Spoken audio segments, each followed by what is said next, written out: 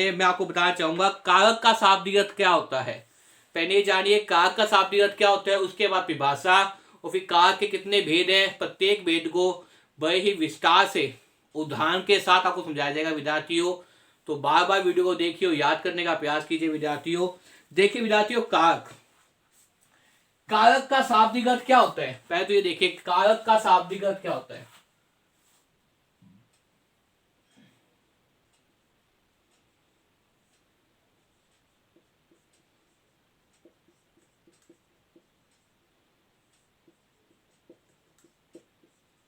कारक का शाब्दिक अर्थ क्या होता है विद्यार्थियों, होता है करने वाला। कारक का शाब्दिक अर्थ क्या होता है, करने वाला। पहली चीज तो ये आपको पता होनी चाहिए। कारक का शाब्दिक अर्थ क्या है, कारक जो शब्द है उसमें कौन सा अर्थ छिपा हुआ है, उसमें छिपा हुआ है करने वाला। क्या छिपा हुआ है, करने वाला। अब क्या करने वाला, प्रश्न ये उठता है क्या करने वाला। विद्यार्थियों, पढ़ाने का तरीका ऐसे है जैसे साथ साथ में आपको याद होता है, तो साथ साथ में याद करने का प्रयास कीजिए कि कारक का शाब्दिक अर्थ क्या है, करने वाला। कारक का शाब्दिक अर्थ क्या है, करने वाला। क्या करने वाला, क्रिया को पूरा करने वाला। क्या करने वाला, क्रिया को पूरा करने वाला। क्रिया को पूर्ण करने वाला। क्रिया को पूर्ण करने वाला क्या हो जाएगा विद्यार्थियों, दो चीजें आपने याद किया जहां पे कारक, कारक का शाब्दिक अर्थ क्या है, करने वाला। कारक का शाब्दिक अर्थ क्या है, करने वाला। अब क्या करने वाला, क्रिया को पूर्ण करने वाला, क्रिया को समाप्त करने वाला, क्रिया को समाप्त करने में अपना योगदान देने वाला क्या होता है, कारक होता है।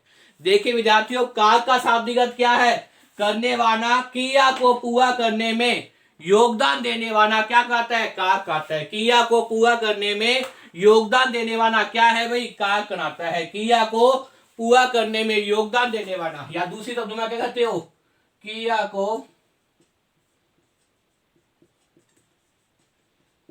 पूरा करने में योगदान देने वाला। योगदान देने वाला, क्रिया को पूरा करने में योगदान देने वाला। ये क्या हो जाएगा, क्या तो ये कर दीजिए क्रिया को पूर्ण करने वाला, क्या कर दीजिए क्रिया को पूरा करने में योगदान देने वाला। तो क्या समझे विद्यार्थियों, कारक का शाब्दिक अर्थ क्या है, करने वाला। क्या करने वाला, क्रिया को पूर्ण करने में अपना योगदान देने वाला। शब्द क्या कहता है, कारक कहलाता है।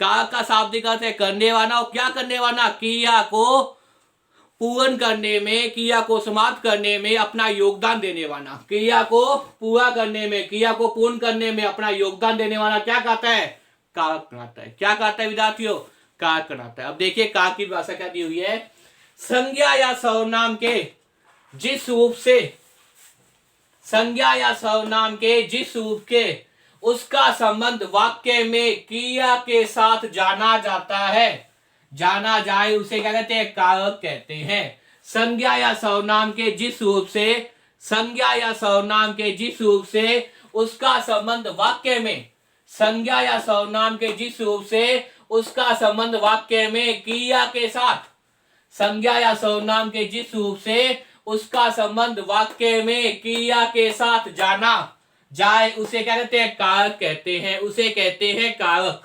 देखिए विद्यार्थियों, परिभाषा संबंध याद कीजिए कि वहां पे क्या होगा, संज्ञा या सर्वनाम।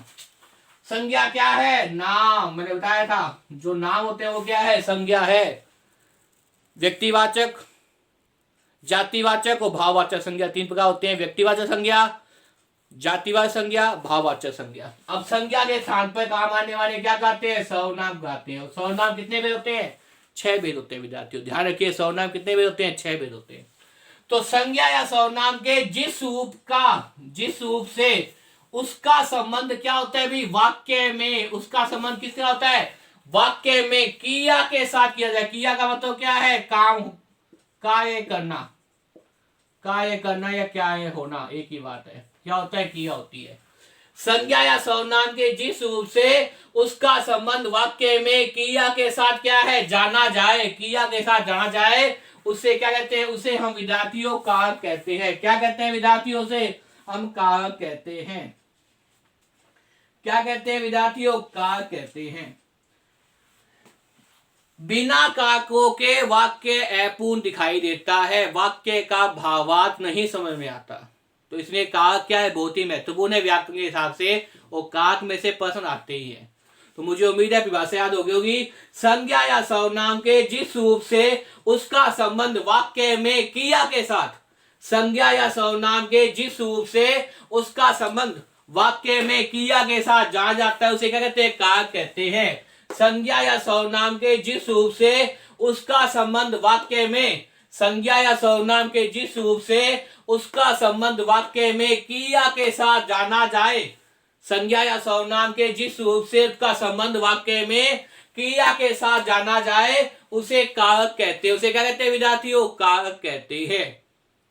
जो ने, को, पर, से, काके की, ये सब क्या है? कारक चिन्ह कहलाते हैं।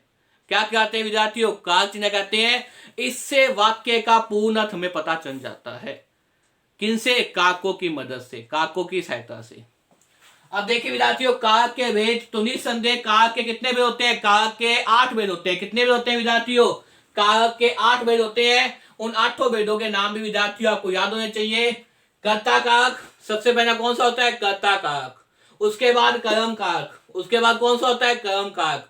उसके बाद में करण कारक, तीसरे नंबर पे करण कारक, संपादान कारक, संपादान कारक, अपादान कारक, अपादान कारक, संबंध कारक, संबंध कारक, अधिगण कारक, अधिगण कारक और संबोधन कारक। कौन सा हो जाएगा? संबोधन कारक। तो आज आपने देखा कारक की परिभाषा और कारक के कितने भेद होते हैं? 8 भेद होते हैं। उन 8 भेदों के नाम भी याद कर लीजिए।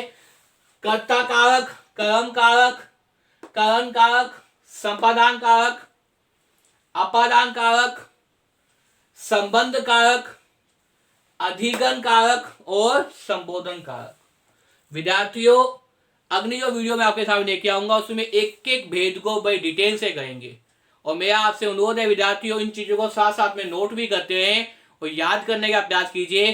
कारक का शाब्दिक अर्थ क्या होता है, कहाँ इसका उपयोग होता है, इसकी क्या परिभाषा है, और इसके साथ साथ कारक के कितने भेद है विद्यार्थियों।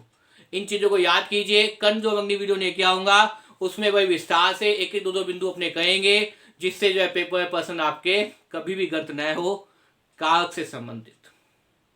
विद्यार्थियों, अगर मेरे द्वारा बनाई वीडियो को पसंद आए तो इसे ज्यादा लाइक कीजिए, शेयर कीजिए, कमेंट कीजिए विद्यार्थियों, और चैनल को सब्सक्राइब कर लीजिए और खूब पढ़िए, मन लगाकर पढ़िए विद्यार्थियों, जिससे पेपर पर्सन गलत न हो। धन्यवाद।